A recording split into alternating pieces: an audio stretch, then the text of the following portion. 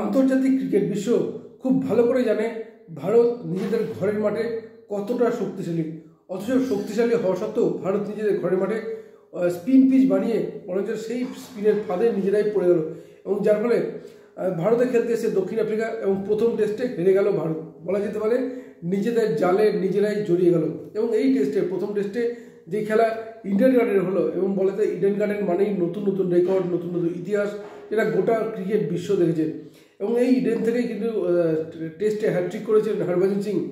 এবং এই ইডেনে যেখানে ফলো অন করার পরেও কিন্তু ঘুরে দাঁড়িয়ে লক্ষণ ভিভিএস লক্ষ্মণের সেই ঐতিহাসিক 281, রাহুল দ্রাবিড় 180 যেমন ভর করে কিন্তু ভারত জয় পেয়েছিল এই ইডেন থেকে।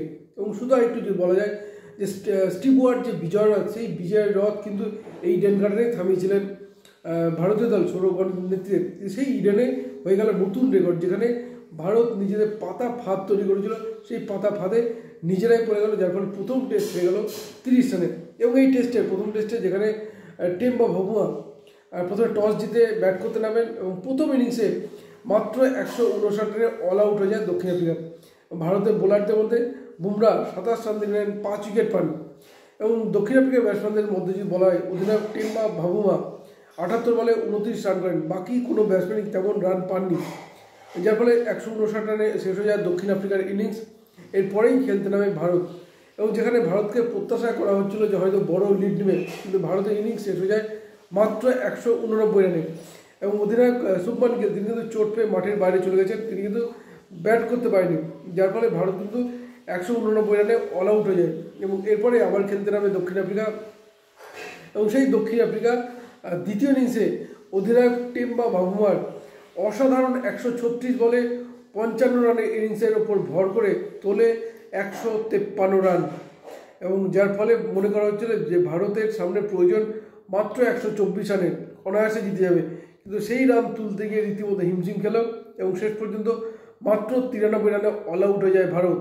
এবং দক্ষিণ আফ্রিকার কথা যদি বলা হয়, দক্ষিণ আফ্রিকা গতকাল যেখানে 93 রানে 7 উইকেট খেলা শুরু করেছিল, কিন্তু আজ অধিনায়ক টেম্বা ভাভুয়ার 136 বলে 55-এর উপর ভর করে দক্ষিণ আফ্রিকা দলে 153 রান।